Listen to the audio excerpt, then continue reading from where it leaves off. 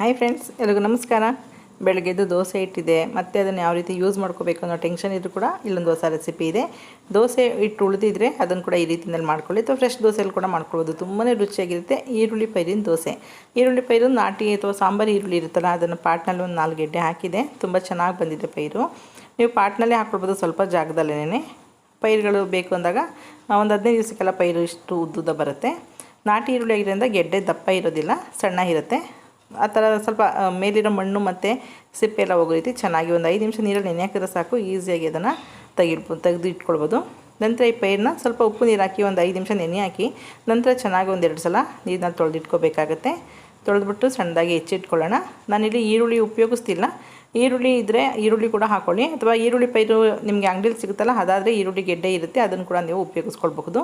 Dosa batter ready ಇದೆ. ಅದಕ್ಕೆ ಒಂದು ಅರ್ಧ ಇಂಚಷ್ಟು ಶುಂಠಿ, ಹಾಗೆ ಒಂದು ಅರ್ಧ ಸ್ಪೂನಷ್ಟು ಜೀರಿಗೆ ಹಾಕ್ಕೊಳ್ತಾ ಇದ್ದೀನಿ. ಟೇಸ್ಟ್ ಚೆನ್ನಾಗಿರುತ್ತೆ. ಈರುಳ್ಳಿ ಪೈರನ್ನ ಸಣ್ಣದಾಗಿ ಕಟ್ ಮಾಡಿ ಹಾಕ್ಕೊಳ್ತಿದ್ದೀನಿ. 1 ಕಪ್ ಅಷ್ಟಿದೆ.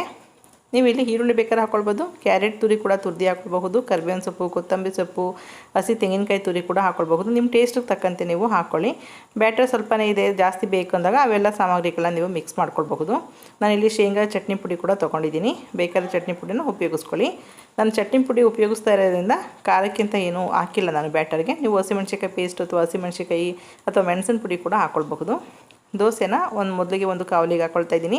ಹೆಂಚು ಚೆನ್ನಾಗಿ ಬಿಸಿ ಆದ ನಂತರ ಸ್ವಲ್ಪ ನೀರು ಚುಮ್ಕಿಸಿ ನಂತರ ದೋಸೆ ಹಾಕ್ಕೊಳ್ಳಿ.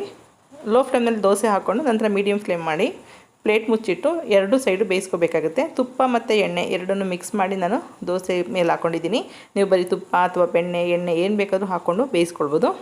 ಮೇಲಿಂದ ಸ್ವಲ್ಪ ಚಟ್ನಿ ಪುಡಿ ಹಾಕ್ಕೊಳ್ತಾ ಇದ್ದೀನಿ. ಚಟ್ನಿ ಪುಡಿ ಅಂತ ತುಂಬ ಒಳ್ಳೆ ಟೇಸ್ಟ್ ಇರುತ್ತೆ. ತುಪ್ಪ ಬೇರೆ ಹಾಕಿರೋದ್ರಿಂದ ತುಂಬ ಒಳ್ಳೆ ಪರಿಮಳ ಕೂಡ ಬರ್ತಿರುತ್ತೆ. ತಿನ್ನೋದಕ್ಕೆ ಕೂಡ ತುಂಬ ಟೇಸ್ಟಿಯಾಗಿರುತ್ತೆ. ಚಟ್ನಿ ಪುಡಿ ಇದ್ದರೆ ಹಾಕ್ಕೊಳ್ಳಿ, ಇಲ್ಲಾಂದರೆ ಸ್ವಲ್ಪ ಒಣಮೆಣಸಿನ್ಕಾಯಿ ಪುಡಿ ಅಥವಾ ಖಾರದ ಪುಡಿ ಕೂಡ ನೀವು ಮೇಲೆ ಉದುರಿಸ್ಕೊಳ್ಬಹುದು. ನಂತರ ನಾನು ಎರಡನೇ ದೋಸೆ ಕೂಡ ಹಾಕ್ಕೊಳ್ತೀನಿ. ಎರಡನೇ ದೋಸೆಗೆ ಚಟ್ನಿ ಪುಡಿ ಹಾಕ್ತಾಯಿಲ್ಲ, ಇದನ್ನು ಸ್ವಲ್ಪ ಕ್ರಿಸ್ಪಿಯಾಗಿ ಮಾಡ್ಕೊಳ್ತಾ ಇದ್ದೀನಿ. ಚೆನ್ನಾಗಿರುತ್ತೆ. ಕ್ರಿಸ್ಪಿ, ಸಾಫ್ಟು, ಸೆಟ್ ದೋಸೆ ಯಾವ ರೀತಿ ಬೇಕಾದ್ರೂ ನೀವು ಹಾಕ್ಕೊಳ್ಬಹುದು. ಈರುಳ್ಳಿ ಪೈರು ಹಾಕಿದ್ರಿಂದ ತುಂಬ ದಪ್ಪ ಏನು ಬರೋಲ್ಲ ದೋಸೆ. ಹೆಂಚು ಮೇಲೆ ಹಾಕ್ತಾ ಇದ್ದಂಗೆ ಈರುಳ್ಳಿ ಪೈರು ತುಂಬ ಬೇಗ ಸಾಫ್ಟ್ ಆಗಿಬಿಡುತ್ತೆ. ಇದನ್ನು ಕೂಡ ಸ್ವಲ್ಪ 2 ಸೈಡು ಫ್ರೈ ಮಾಡ್ಕೊಳ್ತಾ ಇದ್ದೀನಿ. ಇದನ್ನು ಸ್ವಲ್ಪ ಕ್ರಿಸ್ಪಿಯಾಗಿ ಮಾಡ್ತಾರಂಥದ್ರಿಂದ ಸ್ವಲ್ಪ ಕಲರ್ ಚೇಂಜ್ ಆಗೋಷ್ಟು ಇದನ್ನು ಫ್ರೈ ಮಾಡ್ಕೋಬೇಕಾಗುತ್ತೆ. ನೋಡಿದ್ರಲ್ಲ ಎಷ್ಟು ಸಿಂಪಲಾಗಿ ಉಳಿದಿರೋಂಥ ದೋಸೆ ಹಿಟ್ಟಿಂದ ಈರುಳ್ಳಿ ಪೈರು ಉಪಯೋಗಿಸ್ಕೊಂಡು ಈರುಳ್ಳಿ ದೋಸೆ ಮಾಡ್ಬೋದಂತ. ಟೇಸ್ಟ್ ಅಂತೂ ತುಂಬಾ ಚೆನ್ನಾಗಿರುತ್ತೆ. ನೀವು ಕೂಡ ಒಂದು ಸಲ ಟ್ರೈ ಮಾಡಿ. ನನ್ನ ಚಾನಲ್ಗೆ ಹೊಸಬ್ರಾಗಿರೋ ಸಬ್ಸ್ಕ್ರೈಬ್ ಮಾಡ್ಕೊಳ್ಳಿ. ಹಾಗೆ ವಿಡಿಯೋನ ಎಲ್ರಿಗೂ ಶೇರ್ ಮಾಡೋದು ಮರಿಬೇಡಿ.